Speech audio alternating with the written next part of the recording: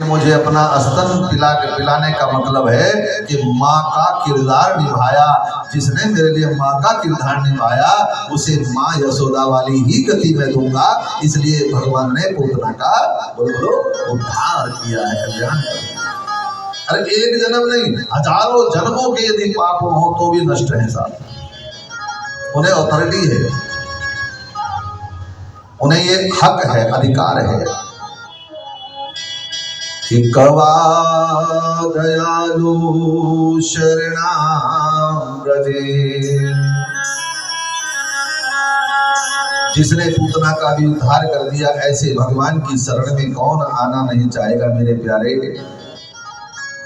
अच्छा, भगवान ने पूतना का तो उद्धार कर दिया, पूतना का नष्ट कर दिया, पूतना को वध कर दिया, पूतना को मार दिया। तो अब पूतना मरी तो इसका भाई आ गया। इस भाई का नाम है शक्टासुर। उसके बाद तीसरा भाई का नाम है तृणाव्रत। अब यहाँ एक बात अपने जीवन से जोड़ करके आज की ये कथा सुननी है हमको। पहले जीवन में आएगी वासना, हाँ जी के ना जी, वासना आएगी और वासना पूरी नहीं होगी तो क्रोध आएगा। वासना का के भाई का नाम क्या है? क्रोध। अब जैसे ही क्रोध आया, शक्टासुर आया, भगवान ने गाड़ी पर बिठा करके उसको पलट दिया, गाड़ी के नीचे दब करके मर गया। लो जी, भगवान ने काम यानी क्रोध का भी अंत कर दिया। फिर तीसरा भाई आया तृणाव्रत। तृणाव्रत कौन है? बोले ये है काम। अब व्यक्ति का यदि काम पूरा ना हो तो क्रोध आएगा, तो इसलिए काम का भी भगवान ने उद्धार किया। वासना के दो भाई हैं, काम और क्रोध। पूरी ना हो तो काम जब प्रबल होता है तब क्रोध की अधिकता बढ़ने लगती है शरीर में। इसलिए पहले ही भगवान ने वासना का उद्धार किया, क्रोध और काम दोनों को नष्ट किया। नमो नारायण। और जोर से बोलो, सब बोलो ना, सभी बोलो। अच्छा, भगवान की बाल लीलाओं का आनंद हम सब लोग लेंगे, लेकिन ध्यान से सुनते हुए, थोड़ा मुस्कुराते हुए। आज मुस्कुराने की कथा है, कल तक की कथा थी ज्ञान की कथा, कल तक की कथा थी गंभीरता से सुनने की कथा, और आज तो आनंद की कथा है। कैसी है? आज तो 60 साल की अगर कोई बूढ़ी भी यहाँ पर बैठी हो तो उसके चेहरे पर भी हंसी होनी चाहिए, मुस्कुराहट होनी चाहिए, प्रसन्नता होनी चाहिए, क्योंकि मेरा गोविंद गिरधर गोपाल आज अनेक बाल लीलाओं को करने वाला है और बाल लीलाओं का हम सब लोग आनंद लेंगे। हाँ, कृष्णाय वासुदेवाय देवकी नंदनाय च। गुरुदेव ने कहा कि परीक्षित, भगवान 1 वर्ष की आयु हो गई कन्हैया की, और गर्गाचार्य जी आ गए। गर्गाचार्य जी नंद के कुल पुरोहित हैं, और जैसे ही गर्गाचार्य जी आए तो नंद बाबा ने कहा, आइए गुरुदेव, कैसे आना हुआ? बोले आए क्या, किसी के यहाँ नामकरण संस्कार करने आए थे, तो सोचा कि यहाँ भी होता चलो। नंद ने कहा, वाह प्रभु, अच्छी याद दिलाई। मेरे घर में 2 बालक हैं, उनका आज तक नाम नहीं रखा गया। कोई कानू कह रहा है, कोई कान्हा कह रहा है, कोई कुछ कह रहा है, कोई कुछ कह रहा है। महाराज, इनका नामकरण संस्कार कर दो। लो जी, गर्गाचार्य जी नामकरण संस्कार करने के लिए गौशाला में उनको बुलाया गया। गौशाला में जो है शुद्धता, पवित्रता, गाय का गोबर फिराया गया, और वहाँ गाय के उपलों से हवन किया गया, यज्ञ किया गया, गैयों का श्रृंगार किया गया। गैयों के मध्य में बैठ करके गुरुदेव ने दोनों का नामकरण संस्कार किया। और गर्गाचार्य जी ने नामकरण संस्कार करते हुए कहा कि अयम ही रोहिणी पुत्रो रमयन सुयदो गुणे। ये जो रोहिणी की गोदी में है ना, ये इसमें राम का बल है। राम का बल होने के कारण इसका नाम रहेगा बलराम। दूसरा, इसका नाम हलधर भी होगा, ये हल धारण करके चलेगा तो इसका नाम हलधर होगा। और तीसरा, संकर्षण भी इसका नाम होगा, और बलदाऊ भैया भी कहेंगे, कोई दाऊ दादा कहेगा, कोई बलदाऊ कहेगा, इसलिए कोई ना कोई कुछ ना कुछ कहेगा। और ये नाम इनके हजारों होंगे। उसके बाद गुरुदेव ने कहा कि देखो ये जो दूसरा बालक है ना यशोदा जी की गोदी में, हाँ, इस बालक का नामकरण संस्कार बताएं, क्या क्या नाम रखा जाए इसका? नंद ने कहा हाँ गुरुदेव बताओ ना। बोलो कृष्ण ते इति कृष्ण बहुनि सन्ति नामानि रूपाणि च। और कृष्ण ते इति कृष्ण, इसका नाम है कृष्ण। क्यों? क्योंकि ये भक्तों के चित्त का आकर्षण करने वाला है, इसलिए इसका नाम है कृष्ण। नमो नारायण बोलो। कैसे बोलोगे? पकड़े गए, दोबारा बोलने से बोला तुमने। हाँ, अब बोलो नमो नारायण। यहाँ कृष्ण इति कृष्ण, जो हम भक्तों के चित्त का आकर्षण कर ले, बोले उसे कृष्ण कहते हैं, इसका नाम कृष्ण रहेगा। दूसरा, ये कृष्ण कहेगा, कोई वासुदेव कहेगा, कोई केशव कहेगा, कोई नंदनंदन कहेगा, कोई इनको कान्हा कहेगा, इनके हजारों नाम होंगे। और जितने नाम होंगे ना, तो वेद न जानाती, वेद भी नहीं जानते कि तेरे लाला के कितने नाम होंगे। बहुनी संति नामानि रूपाणि च, कितने नाम होंगे, इतने नाम होंगे कि लोग वेद भी नहीं जानते, अर्थात तो गिनती नहीं की जा सकती। तेरे कान्हा के इतने नाम होंगे, सब अपने अपने हिसाब से नाम रख लेंगे।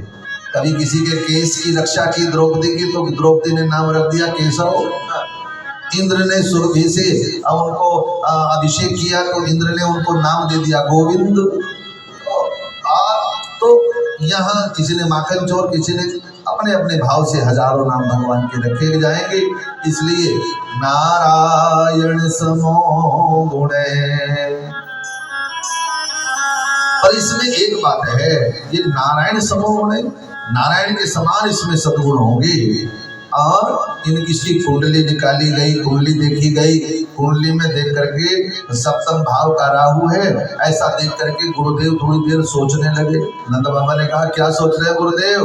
बोले मैं जो सोच रहा हूँ वो तुम्हें बता नहीं सकता। बोले नहीं गुरुदेव बता दो। बोले बता दो। अब देखो, अगर ये कह देना जो पंडित जी की मैं कुछ बता नहीं सकता, तो और अंदा जी बताओ क्या बात है मेरे बेटे की कुंडली में? बोले कुंडली में कुछ और बात तो नहीं है, इसके साथ सप्तम भाव का राहु है। बोले क्या करेगा ये? बोले एक ही काम होगा, ये कई स्त्रियों का पति कहलाएगा, बस इतना सा होगा। कई स्त्रियों का पति? बोले हाँ। बोले चलो समय आने पर जो होगा सो देखा जाएगा। अब गुरुदेव ने कहा अच्छा जी, नामकरण संस्कार हो गया, जय जयकार होने लगी। इधर नंद बाबा ने मैया से कहा जाओ गुरुजी के लिए कुछ भोजन की व्यवस्था करो। यशोदा जी आई, गुरुदेव आप भोजन करो, मैं भोजन बनाऊं, क्या खाओगे बोलो? गुरुदेव ने कहा मैं आज तक कभी स्त्री के हाथ का भोजन नहीं किया, मैं स्वयं भोजन बनाता हूँ, अपने ठाकुर को भोग लगाता हूँ, तब मैं ग्रहण करता हूँ। यशोदा जी ने रसोई को झाड़ शुद्ध साफ सुथरा कर दिया, ऊंचा ऊंचा लगा दिया, चकाचक बढ़िया सारा सामान रख दिया। गुरुजी से कहा गुरुजी रसोई तैयार है, आप रसोई भोजन कर लो, भोजन बना लो। गुरुजी ने भोजन बनाया, बढ़िया बढ़िया मालपुआ बनाया, खीर बनाई, और खीर बना करके थाली में रख करके सामने हाथ जोड़ करके भगवान को भोग लगा रहे हैं। दोनों आंखें बंद हैं और बोलने लगे ओम नमो नारायण त्वदीयं वस्तु गोविंद त्वमेव समर्पये निहाण सुमुखो भूत्वा प्रसीद परमेश्वर। हे नारायण आओ और ये प्रसाद को ग्रहण करो, स्वीकार करो मालिक। जैसे ही भोग लगाने के लिए कहा, आओ प्रभु जी मेरा भोजन गरीब का, आओ प्रभु जी गरीब का, भोजन गरीब का, मेरा भोजन गरीब का, भोजन गरीब का, मेरा भोजन गरीब का, आओ प्रभु जी मेरा भोजन गरीब का, आओ प्रभु जी मेरा भोजन गरीब का। और जैसे ही प्रार्थना की जैसे गुरुजी आंखें बंद करके प्रार्थना कर रहे थे, अचानक से प्रार्थना करके आंखें खुली, क्या देखा कि मेरे कन्हैया ही बैठे हैं थाली में और सपासप सारी खीर जो है सपाचट जो है उसको पी गई। गुरुजी ने देखा थाली साफ है, थाली जो है खाली है, तो जोर से चिल्लाए, अरे यशोदा, अरे यशोदा। यशोदा दौड़ी दौड़ी आई, ये गुरुदेव। बोले गुरुदेव क्या कहिए, ये तेरा बच्चा है, उद्दंड है तो बच्चा। बोले उद्दंड कैसे हो गया? बोले मैं भोग लगा रहा था, ये आकर के यहाँ सारी थाली खा गया, भगवान का भोग झूठा कर दिया, सारी खीर साफ कर दी। मैया ने कन्हैया की तरफ देखा, कन्हैया बोले मैया ये गुरुजी मुझे बुला रहे थे। गुरुजी बोले मैं कब बुला रहा था? मैं तो नारायण को बुला रहा था, वैकुंठवासी नारायण को बुला रहा था। कन्हैया बोले वो मैं ही तो हूँ। मैया बोली अच्छा, वैकुंठ का जो नारायण है वो 4 हाथ वाला है और तू तो 2 हाथ वाला है। कन्हैया बोले मैया तू कहे तो 4 हाथ वाला बन करके दिखा दो क्या अभी? ये करिश्मा देखना चाहती हो क्या? मैया ने सोचा इसका कुछ नहीं बनता, जादूगर है, पता लगे 4 हाथ लेकर के खड़ा हो जाएगा, ये तो बड़ा जादूगर है।